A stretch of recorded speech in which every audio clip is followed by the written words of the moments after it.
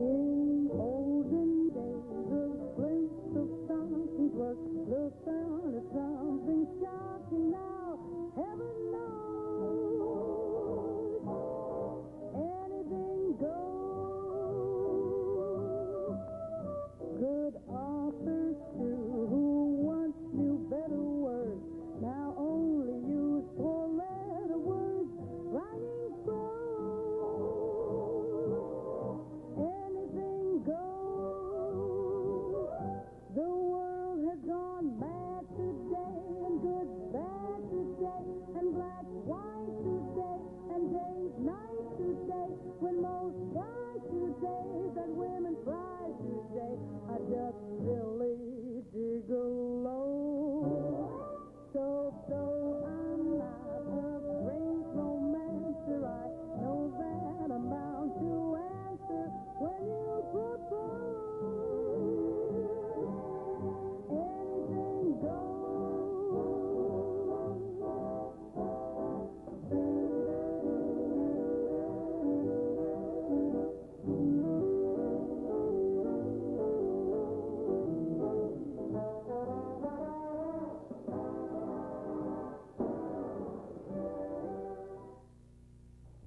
Hello. We're especially glad that you can make it this evening as we're about to unfold yet another Emerald City exclusive. About a month ago, on a day like any other, we received a hot tip in on one of our telephones. Now, this is in no way special because we get these hot tips all the time. The only thing consistent of these tips is that they're usually wildly exaggerated, sensational rumors with very little, if any, truth and basis. What lent credence to this particular phone call was that A, it was coming from the rectory of a church, and B, it was being phoned in from a priest. It seemed that a lifelong friend of Father John Noble of the Church of the Beloved Disciple was coming to the United States from England for the very first time, and he would only be here for a day or so. Last season, his life was the subject of an award-winning Thames television special, and it was greatly accepted and applauded worldwide. We're extremely pleased to have the gentleman in question on the program with us this evening. And so, coming up shortly, the first interview ever done in this country with Quentin, the real naked civil servant. I would like to stop here and once again discuss the plight of Emerald City. This program is very costly to produce on a weekly basis. Both advertising and contribution dollars are greatly needed to ensure our survival. In addition, the support of our sponsors by you as viewers is a must if we're to continue.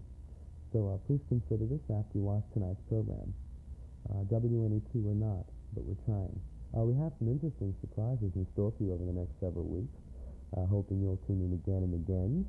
We'll pause here for a commercial, and we'll be right back with Father John Noble and his good friend of many years, Quentin Crisp, after this. Stay tuned.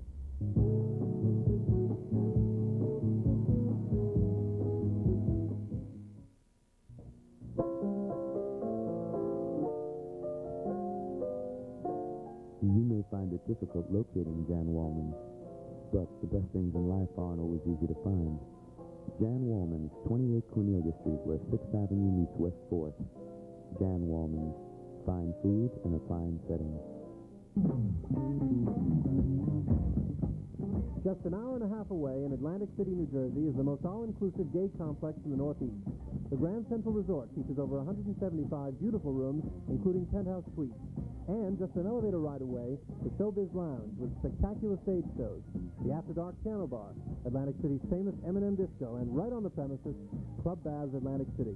Right off the boardwalk, the Grand Central Resort in Atlantic City. For reservations, call 609-344-1922. Come on down. The Grand Central Resort is no gamble.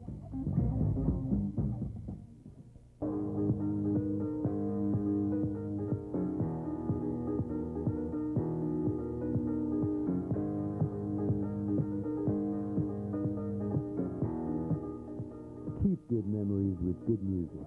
You'll find it all at Happy Tunes. Happy Tunes, 53 West 8th Street in the Village. Now is the time to visit the world's largest emporium of erotica. Come, experience New York's most extensive selection of adult magazines, films, and paperbacks. 250 Book Center and G&A Books. No matter what you're seeing, if it's the finest in visuals you're after, we've got it all. 2 locations in Manhattan. 250 Book Center at 250 West 42nd Street. G&A Bookstore located at 251 West 42nd Street. Come on over. You never know who you might bump into.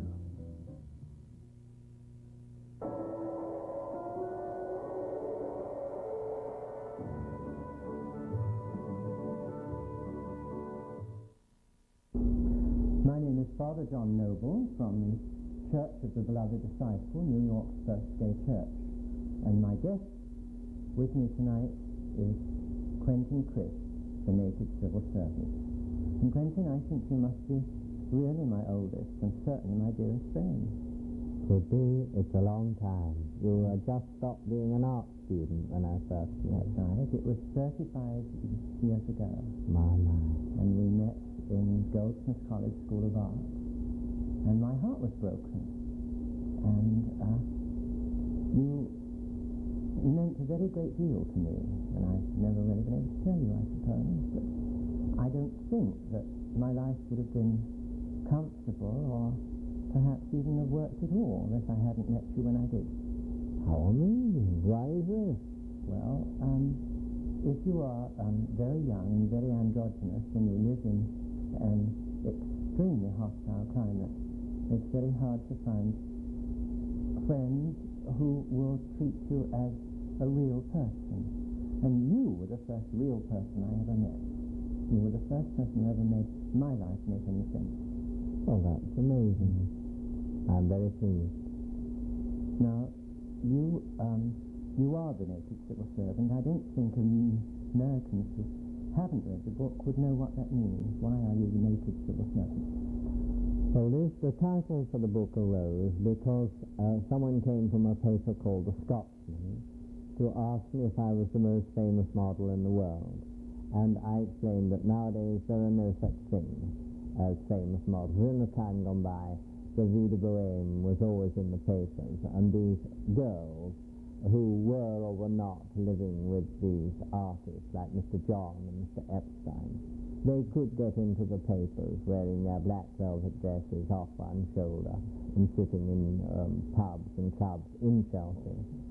And they were famous models, at least famous to artists and famous to other models. Well, that, of course, entirely died out shortly after I became a model. Drawing from the nude, from life, ceased altogether. All private artists began to paint non-figurative paintings. Thereafter, the only work that models could get was in the school. You go to the school, you sign on, you present your employment cards with the stamps for that day, you sign off, you are paid, and you are working for the London County Council. It is exactly as though you were a civil servant, except that you have no clothes on. That's delicious.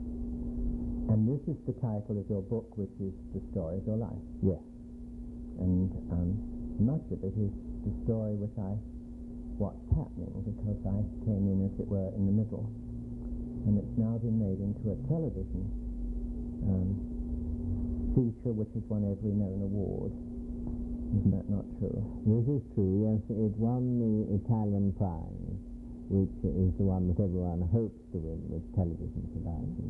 Then it was shown here and won some kind of prize here. And the various people in it, Mr. Hurt, who acted the part of me, won a prize for his work on television. And Mr. Gold for his work on television, including that. And Mr. Mackey, who wrote the scenario, he also got an award. That's fantastic. And I understand it's now being shown all over the world. Didn't you say it was in... It's been shown in New Zealand, and it's been shown in Sweden with subtitles, and in Paris with French dialogue. So I speak wonderful French, certainly, although I can't say a word of that. This is the original copy of The Naked Civil Servant, isn't it? This is the That's right. That's English edition.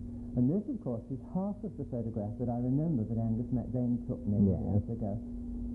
Montage with you today, and on the back is the other half. And so by the miracle of Xerox, I've been able to do a composite, so people may have a little glimpse of just what you really did look like. And I haven't seen that picture together in many a long year. No. But this is the way that you really did look, getting off and on buses, and lining up to buy your tea in the grocery. But I don't think that anybody around you believed that was what you were doing. They thought you were off to a mysterious, dramatic assignation in dangerous circumstances. Yes, I think they may have done, though of course the whole point was that they should see that though I was homosexual, I was living. Yes, indeed. And this You were not only living, but you were on the very top of life. well, at times. And in the end, they did get used to me. And by the time the war came and everything in London had fallen except me, I became a sort of talisman. Yes, you're in an institution. I remember you used to come constantly to the house where I lived in Rathbone Place, and we would go to the movies because that was real life. And I think there were people in that neighborhood who waited for you and watched for you. It could And be. you brought a little color into their drab lives. Because certainly you were in Technicolor when the rest of the world was in black and white. Yes, to some extent that was true. And there were people who accepted just that, and when questioned as to why on earth they knew me, they did reply, well, there's something new, something different. Life is already boring enough. What does it matter about his sex life? He's there and he's picturesque. The fascinating thing to me was the people who accepted you and the people who didn't. And that was very interesting to see. Very, very macho together men loved you and adored your wit and loved to be with you, and it never occurred to them walking down the streets with you would be any reflection on them. No, well, of course, if you're masculine enough, you've nothing to lose. No, but there were a great many who weren't, remember. If you're a borderline case, then, of course, you can't afford to be seen with me. And, of course, women never seem to have any problems. No, I don't think women ever do. And there are people who say to women, not necessarily about me, they say, why, do you know him? You must know he's queer. Yes. And, of course, the answer is that a companion who will cut the back of your hair, go out and hire a taxi and pay, are not to be sneezed at. That's very naughty, Quentin. Lots of women love you for yourself. And even quite strange women who had never seen you before and to whom you were a shock within 10 minutes felt as though they know you all your life and wished to go out and stay with them. Do you remember Beryl Neame, the wife of the television producer? Yes. Well, I think they got over the shock fairly quickly and found that I was cozy. I never say anything shocking, although that is the reputation I have. A friend of mine went to Thames Television to get a job, and to ingratiate himself with the girl behind the desk, he said he knew me. Her first words were, does he really say those terrible things? Oh my. Well, of course, I've never used the shortest words for the longest things in the whole of my life. I remember once you were, I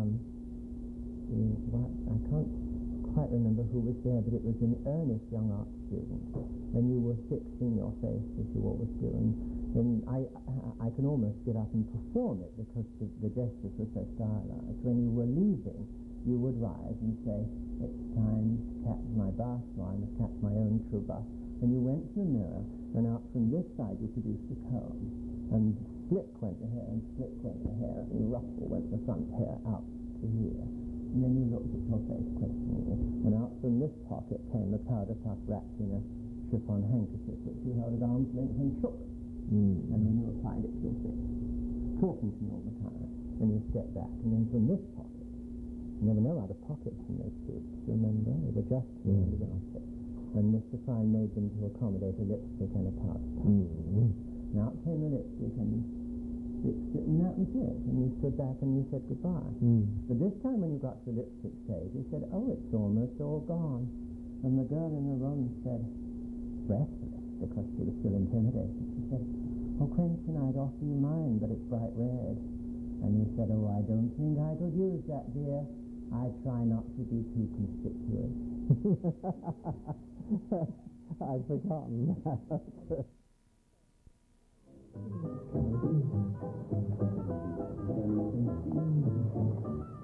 Hello, girls. Hello. Hello. May I introduce Quentin? Quentin? That's something new. Gloria Swanson, and hasn't she got a nerve? How do you do? And Bermondsey Liz? Yes. Albert Duffy, two of your dreadful coffees. 2 copies, right. Any luck tonight? 3 so far.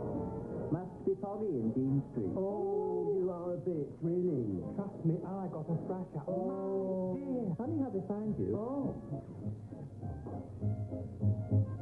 Are you on the game? Well, if you don't know what it means, Is he, Phil? oh, he's so all right.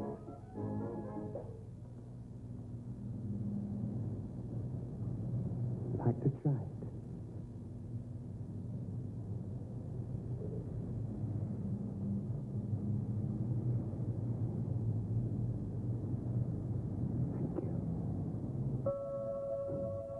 So I learned yet another fact of life. Exhibitionism is a drug. You get hooked.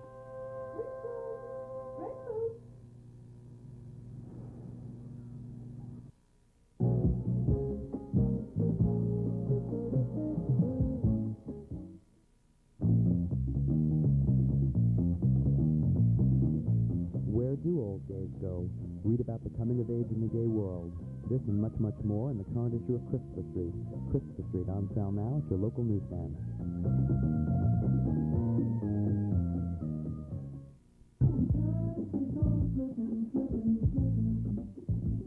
Wouldn't you like to get out of the city once in a while?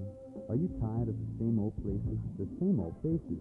Wouldn't you like a place that wasn't too far away but just far enough? A place where movies are shown twice a week, where you can play pool or pinball with friends or just friendly strangers. If this sounds like your kind of place, make headway for Billy the Kid in Jackson Heights, Queens. Take the BMT to 76th Street. We're located directly under the L at 7607 Roosevelt Avenue in Jackson Heights. Billy the Kid. Come on.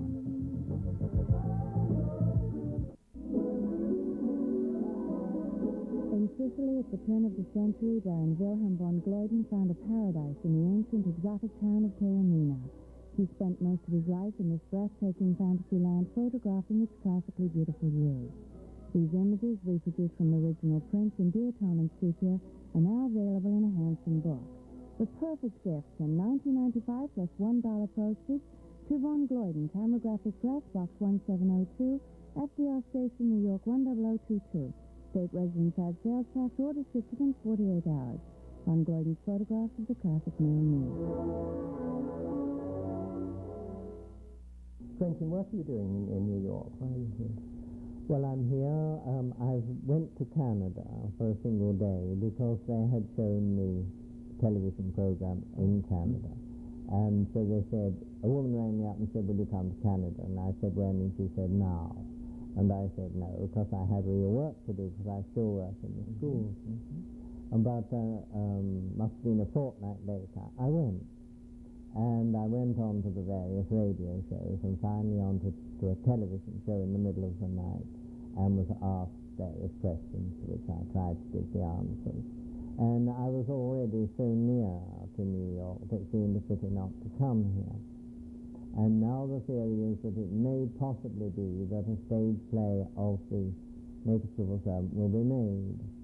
And so I came to see anybody who was likely to All make singing or dancing? We hope all singing and all dancing. Well, you must make sure that somebody tells them what you really look like. I'll tell them, I'll give them your address. Do that. Tell me about New York. I've been trying to tell you about it for years. Well, I was absolutely amazed, of course, by the whole thing. But the fact is that the skyscraper aspect, which is what everyone knows about, is the least surprising. If you don't look up into the sky, the expensive parts of New York look rather like London. There is a big shop and the wide windows and the very few very expensive products. It's in other districts where the houses have fire escapes on the front of them, where they're painted red or yellow or whatever, and where there's lettering almost all over the whole district. This would never look like the smaller parts of London. Quite different. And the people? There are fewer people, contrary to what we imagined, and the fact that the setting is so glorious means that the people look more mortal than I had imagined. That's interesting. I thought they would all look like supreme beings. Well, you've always described America as the islands of the blessed. That's right. Well, everyone looks, I mean, they're human. They start out across the road, think better of it, and go back again, just as they do in London. Whereas I think this would happen. I didn't think this would happen. I would have thought they would all be marching towards the stop. Like Ginger Rogers at the beginning of the movie. That's right, yes. And that they would all stop when the sign said they were to stop, and that they would walk forward again. I don't think Fritz Lang would understand New York as it really is. The metropolis, the famous movie, is better organized than New York itself. And now about gay people. This is a gay television show. What do you think of the gay people in New York? Haven't you met enough to... I've met the ones that you know and some others, and they seem to be very free and very happy. In London, the worrying thing is that those that are free are very militant, and they are in turn worried about me and keep saying, you used to be the Martin Luther King of the movement. What are these Uncle Tom sentiments that you now express?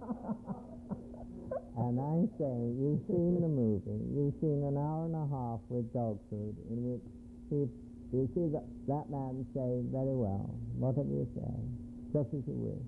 Even about popping into bed with someone, that the answers are the same. How can you say I was ever militant? And I explained to them that I've been on buses in which people have moved away, and I said, if you like, I will get off at the next stop, but even people like me cannot walk everywhere. You can't be more acquiescent than that. And what I fear is that, though I understand perfectly well that the gay movement is for others as well as for the people who are marching or protesting, and that this is a noble gesture, I fear that with the best possible motive, the ground which has got filled in by time will open up as before, and the image which was originally that gay people were sinful will be that gay people are trouble. And already in London they're spoken of in the way that people speak of students. I don't know how they speak of students here, but in London they say, students. We didn't have any of them when I was young.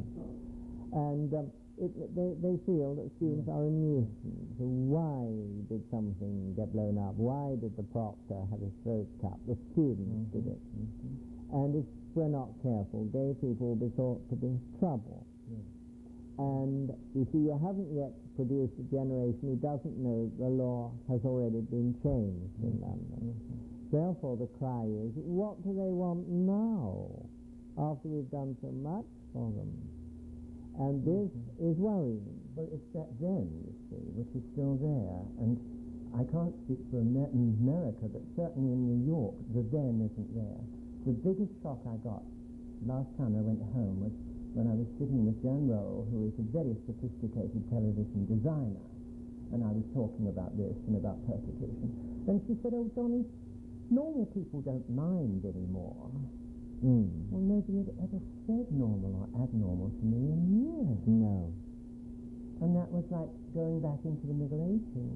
That's right. Well, you see, this is true, but also the fact that normal people don't mind is not true. All the voice of all persecuted minorities comes from big cities.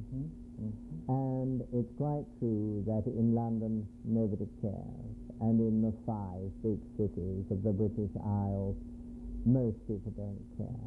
But we've no idea what happens in a tiny little town in Yorkshire, whether you could walk down the main road with your eyelashes flat and get to the other end of the line. By thugs in York Cathedral this year. Yeah. You're saying the truth. Of course, well, I just wish you could stay here, Quentin, because I believe you'd be encouraged and thrilled. New York really is the island of the blessed to me. It's quite different from anywhere else in the world. Yes. And I am now no longer an Englishman, just as Hisai is no longer a Japanese. We are New Yorkers. And even somewhere like San Francisco or Chicago is different. Yes. And not as good, not as far. But here there is this incredible freedom and this incredible, intoxicating, brilliant atmosphere in which ideas can grow and will be looked at and will be considered. Vivian Green said that if you knew how the Hittites curled their beards, there would be someone here who would be thrilled and no one would laugh. And that, I think, is a very good climate for us. Yes, very good. I think, really, you should come and live in New York. Well, I don't think I'd ever get an immigration visa. Oh, I have one. Yes, I'm already at my age, apart from my sin, I think would prevent me getting an immigration. But I'm almost as old as you, and I'm just as sinful. But I hope to come back later on, next year, and go on a sort of, well, it's been described as a lecture tour, but a lecture requires something which I know and they don't, and nothing is to hand. So I would go and talk to students or whatever. Yes, and that's a very, very exciting thing to do. Bishop Roberts does it all the time. Well, this I would love to do because I would be able to see all the patent places that lie between here and San Francisco. Quentin, it has been a tremendous privilege having you, and a wonderful surprise. I wish it was my birthday, because I couldn't have a better birthday present. And this is really rather like the end of a Betty Davis Miriam Hopkins movie, isn't it? No, we should have champagne. I am Father John Noble of the Church of the Beloved Disciple, and my guest, my wonderful old friend from England, was Quentin Crisp, the native civil servant.